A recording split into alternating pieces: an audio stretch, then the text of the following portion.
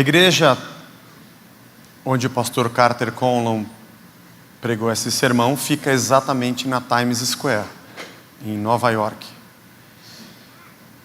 E como ele diz nesse trecho da pregação, ele estava com seu coração apertado, porque quando caíam as torres gêmeas, as pessoas fugiam daquela tragédia, enquanto bombeiros e oficiais corriam para dentro da tragédia.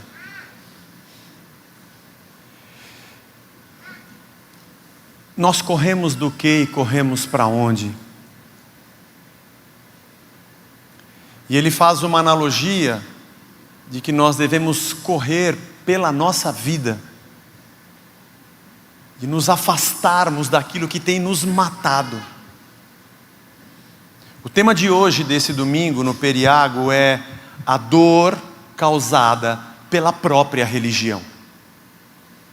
Eu sempre digo que esse vídeo do pastor Carter Conlon, aliás, a pregação inteira dele você encontra no YouTube. Nós temos no nosso canal da igreja esse vídeo, que é um pequeno trecho. Assim, semana sim, semana não, é bom você dar uma assistida.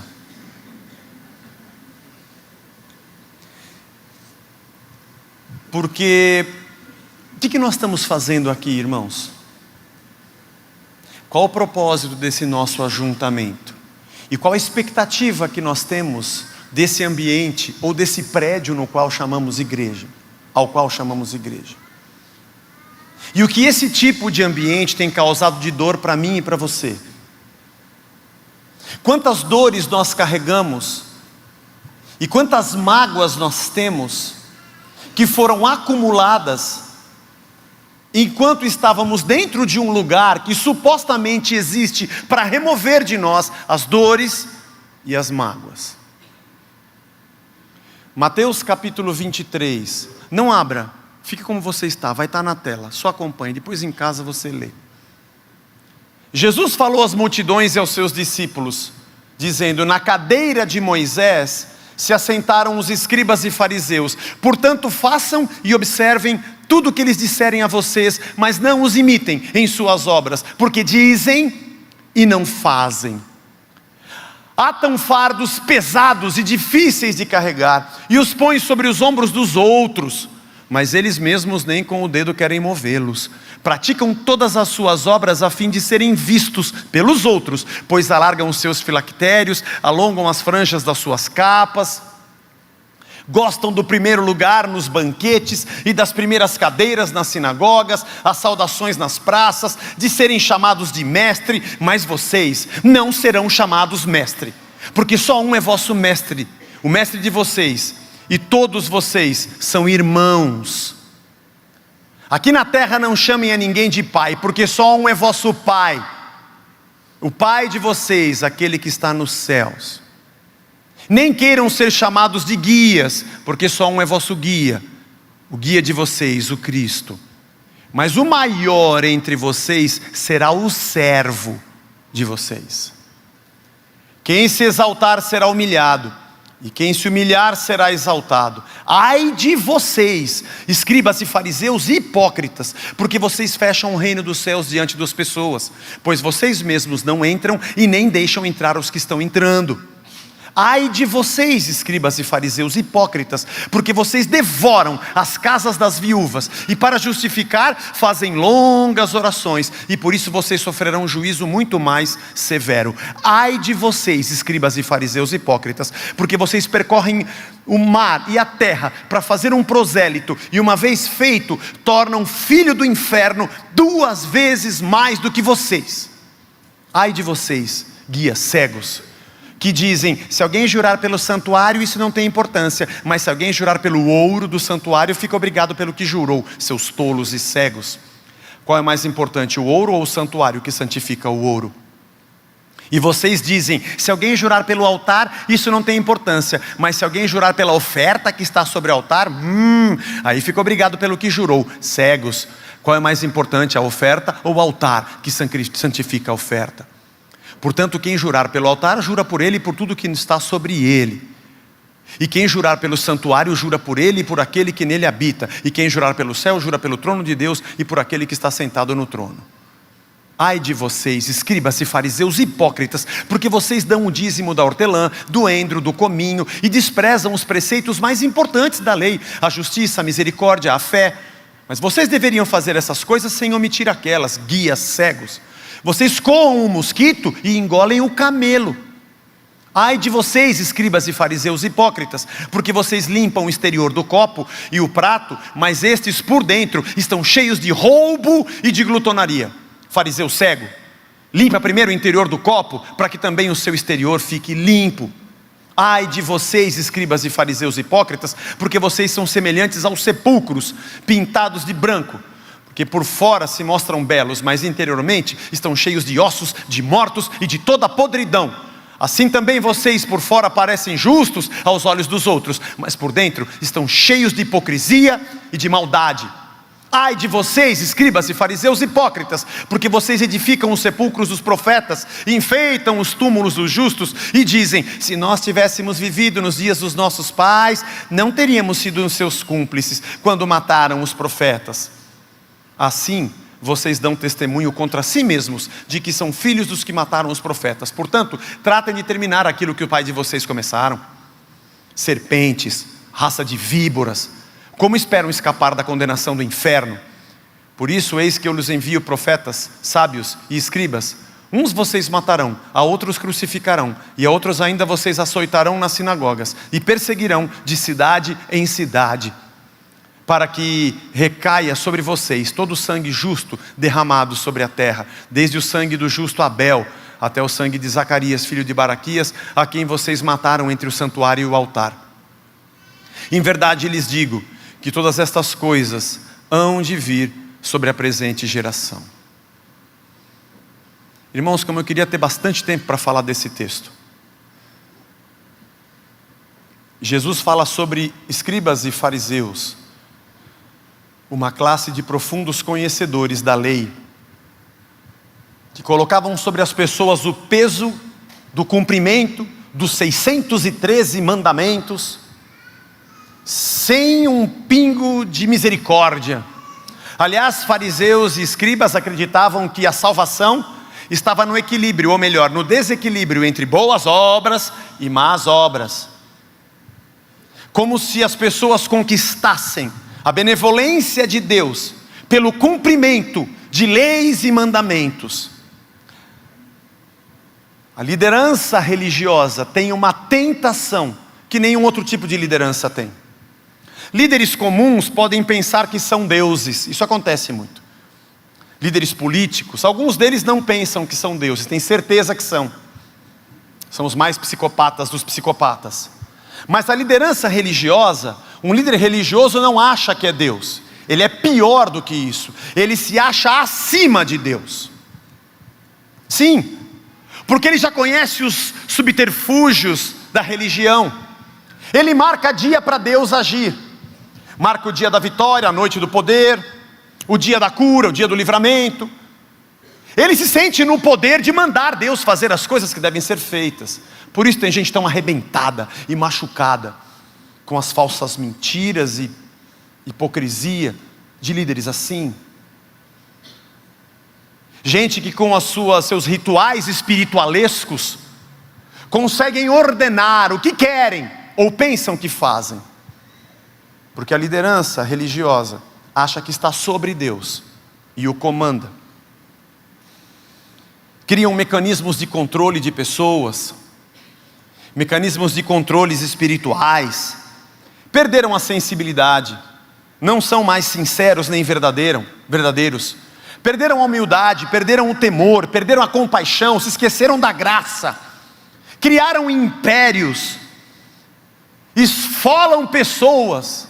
Oh, que grande líder religioso, que grande, vamos falar evangélico, né? Que grande ministério ele construiu com o quê? Com o seu suor? Ou com a casa das viúvas, que você entra para fazer longas orações e devora a casa dela? A viúva na cultura judaica deveria ser tratada como alguém que tinha que ser adotada. Ela não tinha pensão, ela não tinha ninguém. Aliás, a viúva, o pobre, o órfão e o estrangeiro, os 4 desfavorecidos que a cultura judaica e a religião judaica ensinava o povo, que esses deveriam ser acolhidos. Agora você traz uma desculpa espiritual, que você vai entrar na casa dela para fazer longas orações e vai tirar do armário dela o pouco que ela tem. Raça de víboras, construiu o seu império esfolando gente pobre, gente que precisa de milagre, que precisa de livramento, que precisa de amor, que precisa de amparo, e faria qualquer coisa por isso. Força de trabalho escrava e voluntária, que a título de ministério, entre aspas, trabalha de segunda a segunda, abandona sua família, nunca mais foi no aniversário do sobrinho, religioso fanático, está trabalhando para que alguém construa o seu império. Guias, cegos, o mundo não mudou, essa classe não mudou.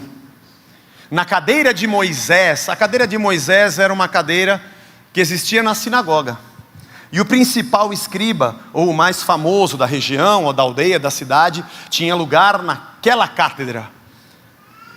Era o mais importante que ali se sentava. Eles amam esses lugares, amam as primeiras filas na sinagoga, amam ser reconhecidos pelos homens, ser chamados de mestre, meu pai, meu guia. Naquela época Jesus já dizia não.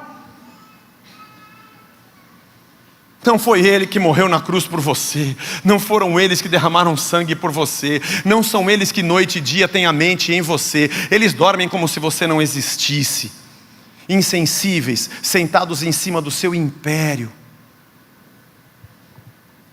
Jesus viu essa dor na sua jornada sobre a terra, Ele sentiu como tem gente sendo engolida por sistemas religiosos que devoram a casa das viúvas, colocam fardos pesados sobre as pessoas e não querem nem com um dedo removê-los. O que pode, o que não pode, o que tem que, e tem que, e tem que, e tem que, e tem que.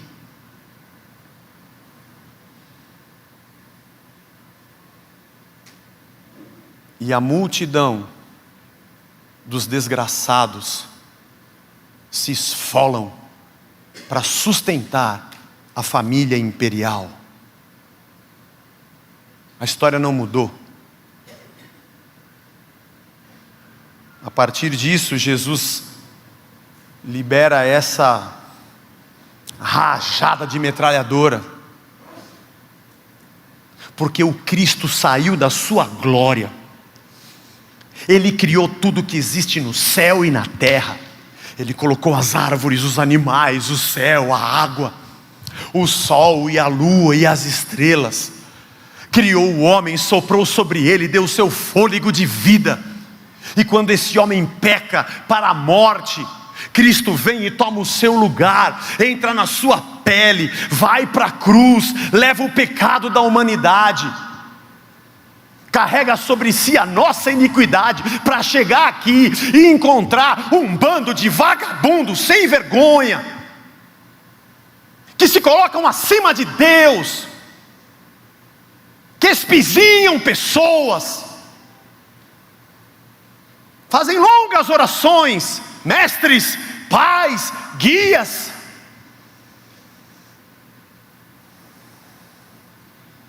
Acho que Cristo olha e fala: o que esses caras estão pensando, meu? Como é que é? Você é o pai, você é o guia, você é o mestre. O que você fez para isso?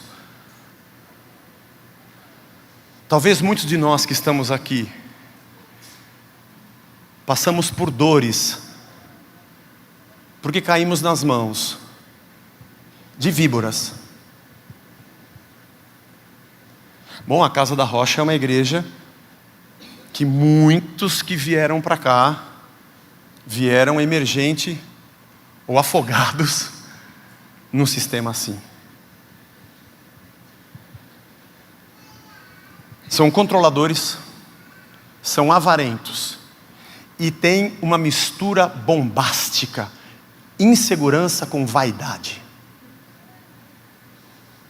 Porque pessoas inseguras que dependem de um séquito, que dependem de aplausos, são vaidosos e adoram formar os seus bobos na corte. Aliás, música do Resgate que saiu hoje. Todo psicopata tem bobo na corte. E lá estamos nós, dizendo Ave César, fazendo culto ao imperador. Por isso Jesus profere 7 ais. Ai de vocês que fecham o reino, vocês não entram e não deixam ninguém entrar. Não é com sacrifício humano. Meu querido, você está na glória, porque Cristo morreu por nós. Você não depende de mim, nem da minha oração. Eu não sou ninguém, eu sou como você, pecador como você, dependente das mesmas coisas, pagando os mesmos impostos, tomando injeção quando fica doente. Eu não gosto de injeção, você sabe, então eu tomo só o antibiótico, mas se precisar, eles me amarram e dão a injeção e tudo bem. Meu pneu do carro também fura, sabe? Não posso vender para você uma falsa impressão de que o semideus que está aqui em cima tem um poder para dar a você. O Espírito Santo de Deus já habita dentro de você. Você não precisa do meu poder e do poder de homem algum. Vocês devoram as casas das viúvas. Vocês se apoderam e se apropriam do que não é de vocês. Se alguém jurar pelo altar, tudo bem, pelo templo, tudo bem, mas pelo ouro e pela oferta, não. Ávidos por dinheiro, vai gostar de dinheiro assim lá no quinto dos infernos.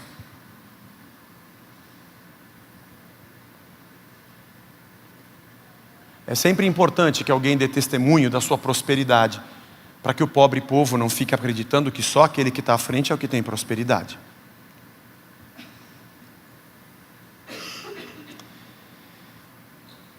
Prosélitos, novos convertidos, Jesus já denunciava isso. Vocês não convertem uma pessoa para que ele seja livre em Deus, mas sim para que seja mais um fanático no exército de fanáticos que vai dizer Ave César e ser um filho do inferno 2 vezes pior do que vocês.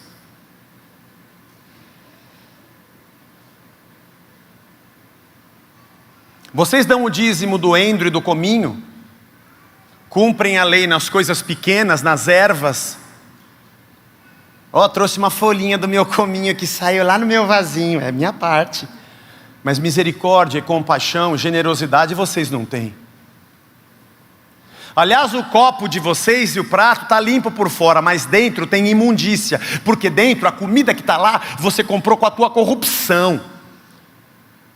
Dentro do teu prato tem o sangue e o suor de gente pobre, de quem você arrancou a grana.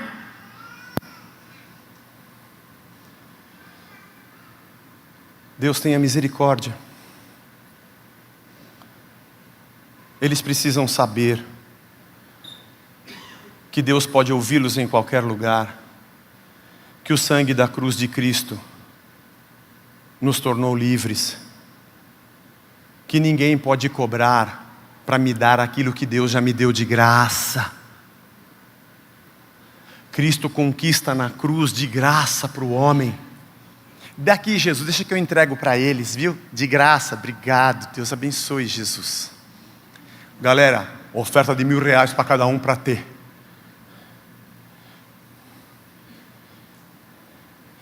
Misericórdia. Deus tem misericórdia do nosso povo. Para saber que a palavra de Cristo, o Espírito que habita nele já é suficiente. Que não dependem de homens. Deus tenha misericórdia da nossa gente. Que são massa de manobra para uma agenda política imperialista. Deus tenha misericórdia do nosso povo. São sepulcros caiados, túmulos que por fora são bem pintados e ornamentados e por dentro tem um corpo morto.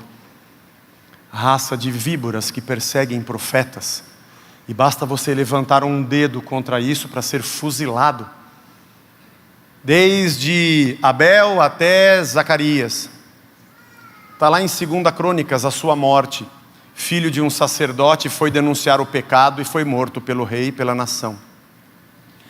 É que para os judeus, 2 Crônicas é o último livro do Antigo Testamento. Então ele quis dizer de Abel a Zacarias como se fosse do primeiro ao último. Vocês sempre estão perseguindo e acabando com profetas. Talvez, irmão,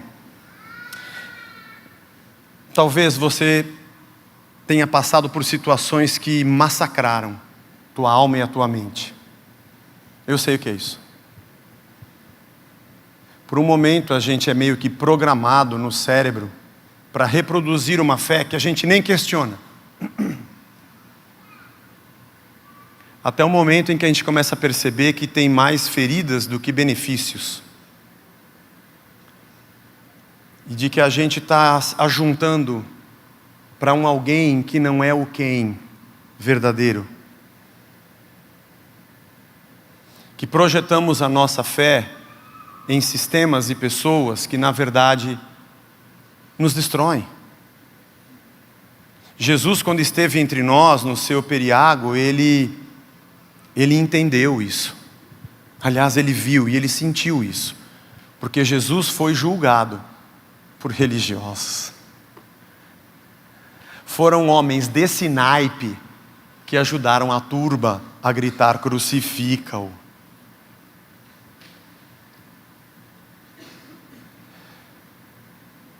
Mas nós temos uma chance, irmãos. Nós temos uma chance de sermos igreja. Pode ser que muitos aqui estejam machucados, cansados, como Jesus em Mateus 9,35 nos conta a palavra de que olhou para a multidão exausta, aflita, cansada, como ovelhas que não têm pastor, e disse para os discípulos: peçam ao Pai mais trabalhadores para a seara. Gente que entenda o que esse povo sofre, que se multiplique essa gente, que cuidem desse povo. Não precisamos de poceiros, não precisamos de atravessadores, esse tipo de pais, mestres e guias. Não, precisamos de Cristo. Peçam ao Pai, gente comum.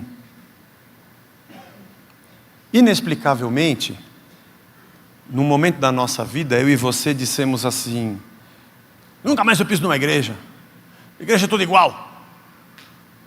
Pior é que é verdade, irmão, porque igrejas são as pessoas e nós somos assim. Basta você ter um pouquinho mais que você se torne insensível com aquele que sofre. Que a gente já está tão habituado com quem pede alguma coisa no farol que é só uma coisa que está ali e não uma pessoa. Eu não sei o tipo de gratidão que você tem no coração por isso aqui. Não estou dizendo por mim, estou dizendo por isso aqui. A gente tem uma chance de, mesmo pecadores, porque somos, e ainda que a gente venha a falhar, porque a gente vai, mesmo que a gente tropece, porque nós vamos tropeçar, sermos gente que cumpre o que está nas Escrituras. De graça eu recebo, de graça eu dou. Eu amo a Deus e ao próximo como se fosse a mim mesmo. Eu vejo quem tem alguma carga e reparto com ele, porque Cristo levou a minha e me deu o seu jugo suave e leve. Dá para levar um pouco do seu, porque ele me aliviou. Considero o outro superior a mim mesmo, como diz Paulo. Nos sujeitamos uns aos outros no temor do Senhor.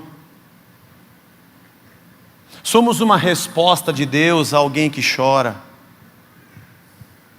Levamos as cargas uns dos outros. Tipo gente boba, que anda mais uma milha, se pedirem para andar, anda duas. Se pedirem a capa emprestada, entrega de uma vez. E se tomar um tapa de um lado, já vira o outro para tomar o segundo. Tipo gente assim. Gente que não tem interesse nas suas próprias coisas. Gente que não bota preço no que faz, porque de graça recebeu e de graça dá. Gente que quando faz alguma coisa, não pede nada em troca. Porque aquilo que a mão direita faz, a esquerda nem sabe. Ninguém precisa saber. Eu faço porque eu amo. Aliás, gente que se envolve no ministério, não porque está procurando uma igreja que me entenda. Alguém que está entendendo o que é ser igreja. Porque se você procura um lugar que seja bom para você, talvez aqui não seja o melhor lugar. E olha, tem muitas igrejas em São Paulo. Você digitar igreja evangélica no Google, uau! Mas se você quiser entender que tipo de igreja eu devo ser para ser bom para o meu próximo, beleza, cai para dentro que é nós. Nosso egoísmo, nosso egocentrismo está nos matando. A gente tem a chance de chegar aqui e sentar no domingo, e antes do Vagnão, alguém aqui vier orar e dizer, ore pelo seu irmão, você não conseguir ficar sentado sem perguntar o nome de quem está do teu lado, porque afinal de contas ele é seu irmão, é o mesmo pai. De você dizer, Senhor, a ferida que eu carrego, que me machucou, eu não vou levar para frente. Quando eu entrei na faculdade, cortaram o meu cabelo, eles pediam para a gente coçar o ouvido com um pincel atômico. E não cortaram o cabelo da gente direitinho, era tudo torto. E a gente tinha que fazer pedágio ainda na rua, para pagar a cerveja dos veteranos. Naquela época eu não bebia cerveja, irmão, olha o quanto que eu perdi. Você bebe agora, Zé? Aqui.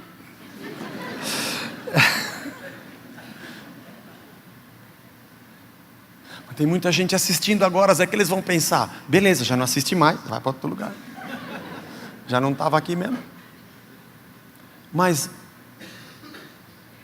aí depois, nos anos seguintes, eu queria revidar, né, irmão? Eu já tinha aquela tesourinha que era dobradinha assim, sem ponta, que é para não machucar, tadinho, só para cortar. Até que um dia proibiram na faculdade, tudo aquilo tudo. Mas eu fiquei bravo porque eu queria descontar.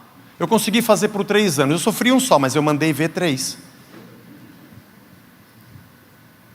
Porque amor e compaixão, para a gente esquecer é rápido. Mas o ódio a gente mantém por muito tempo e nunca está satisfeito. A gente quer sempre fazer o mal e nunca está satisfeito. Igreja é o lugar que não é um lugar. Igreja é a união daqueles que são discípulos de Cristo e entenderam que precisam morrer, negaram a si mesmos, tomaram a sua cruz e começaram a segui-lo. Que estão prontos para ser servos uns dos outros. E nossas qualificações e dons de Deus servem para alguém e não para mim. Que não estamos num pedestal, mas estamos no chão da fábrica. E ao invés de ferirmos pessoas com a ferida que nos feriu, nossas feridas e cicatrizes são o motivo pelo qual a gente vai ser cura para os outros. E fazermos desse ambiente um ambiente de dádiva.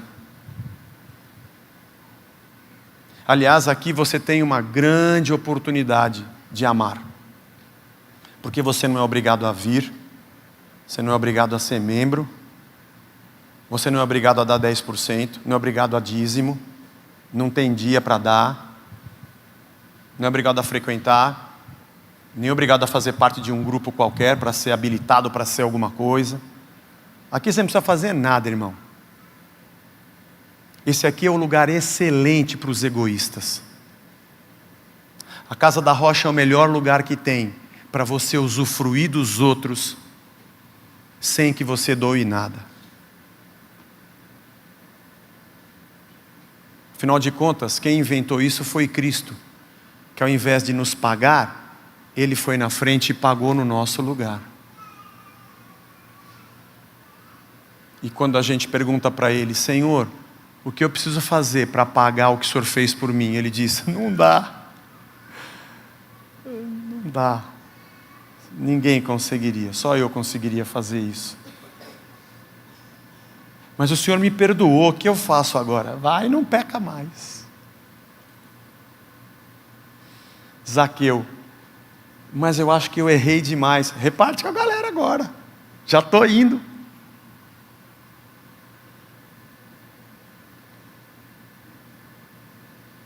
E agora, Senhor? Teu Espírito habita em mim, e eu tenho a alegria de ter o Senhor como meu Deus. E o Senhor me encheu da tua presença, o Senhor me deu capacidade, o Senhor me deu trabalho, o Senhor me deu saúde. Bom, você pode ser luz e sal, e aquilo que você recebeu, você fazer pelo outro. Eu espero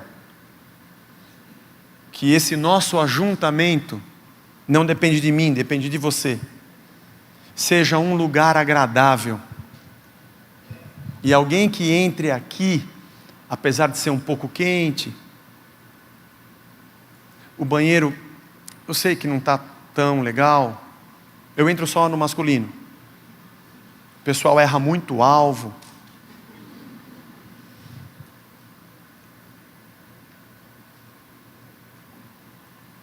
Mas ele não sinta-se abraçado pelo conforto do lugar, mas pelo aconchego da gente que está aqui dentro. Se você tem essas feridas que eu disse aqui, por já ter estado debaixo de opressores dessa forma, só quem passou por isso sabe. Quem está dentro do sistema vai dizer que nós somos todos hereges, e que os santos do pau oco continuam sendo milagrosos. Beleza, fica aí, Deus te abençoe. Mas se você já foi machucado por isso, você tem 3 opções.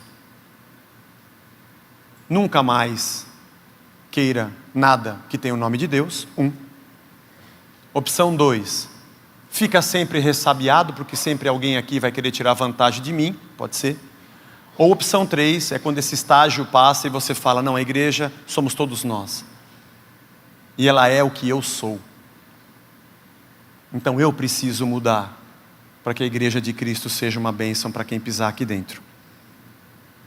E já que nós estamos numa ceia, diante da mesa do Cordeiro, pegando o pão, meu Senhor, que é o sacrifício dele, e o cálice, que é o sangue dele,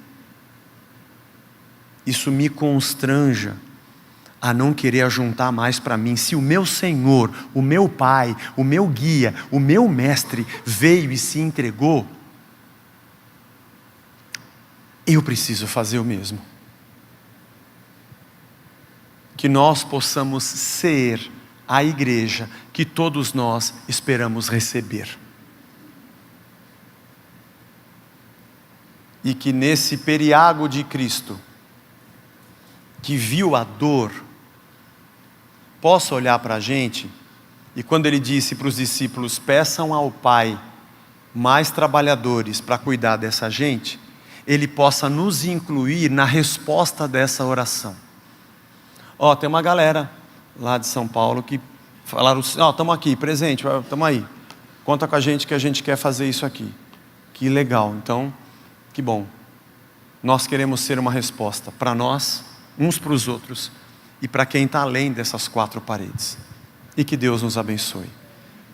Deus te abençoe a curar as suas feridas. Deus te abençoe a superar isso.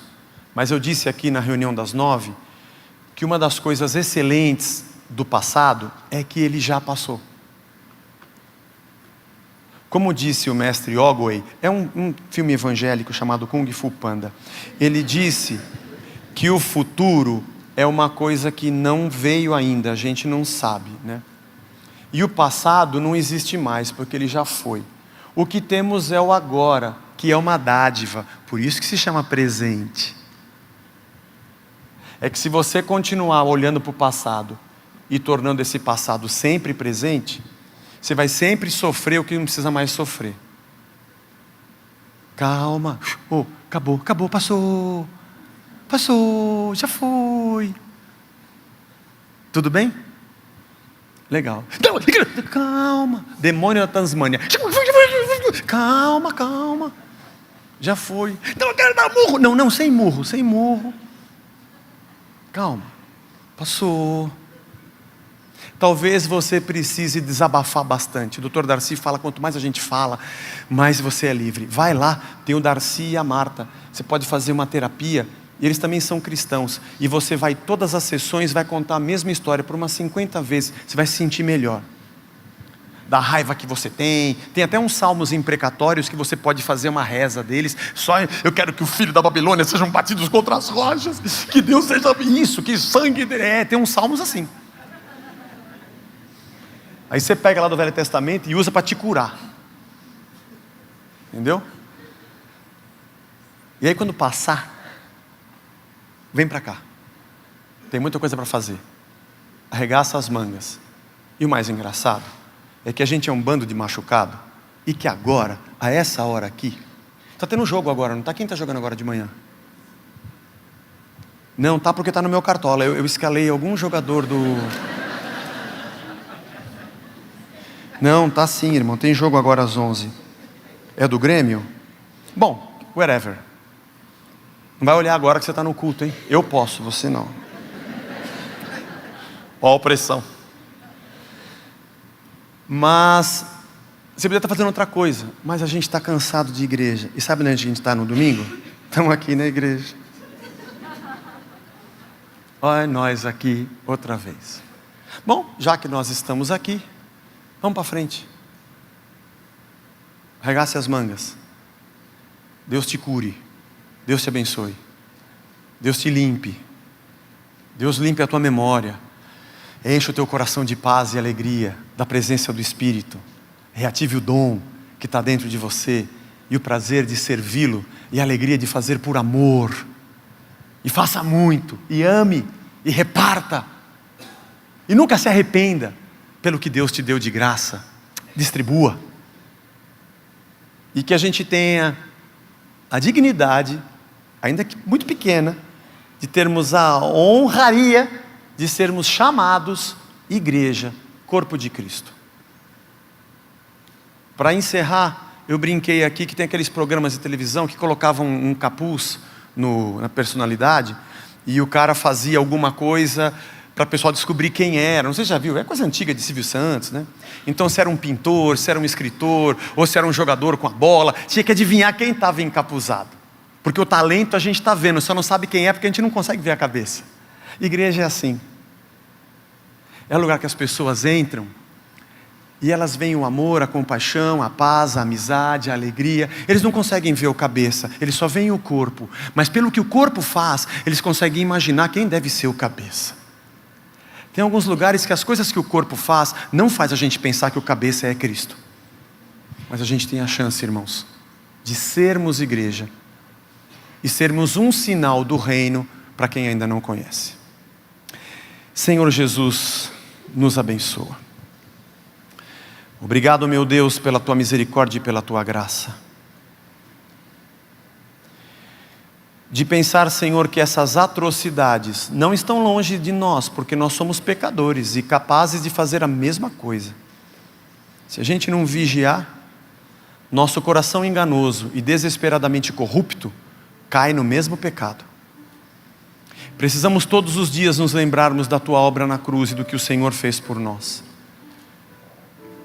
Precisamos, Senhor, todo dia cairmos de joelho para dizermos: tem misericórdia de nós, porque somos pecadores, Senhor. E a nossa vida, cada um de nós aqui, na posição que temos no trabalho, na nossa profissão, não importa. Se somos líderes de muitos no nosso emprego, ou líderes de poucos, ou nem somos líderes, mas aonde a gente estiver, somos luz e sal, somos gente que serve. Nos ajuda, Senhor, porque a gente já passou por essa dor. O Senhor conhece a nossa dor, porque o Senhor passou por ela. A dor da religião, a dor da perseguição, a dor da obrigação, a dor da hipocrisia utilizada como poder sobre a nossa cabeça, das manobras, das indulgências, dos pagamentos e sacrifícios. O Senhor nos deu de graça na cruz. Nos ajuda a reproduzir isso como tua igreja. E aquilo que o Senhor nos deu de graça, possamos de graça doar.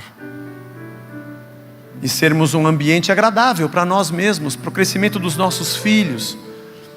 E para quem mais chegar dentro dessa casa, tenha pão na mesa, tenha plantas na varanda, tenha amizade e um bolo de fubá, tenha um café, Tem gente que olha no olho, gente que reconhece o seu pecado, que precisa todo dia pedir perdão, que busca transformação e esmurra o próprio corpo, e diz: miserável homem que sou, eu não queria ser assim.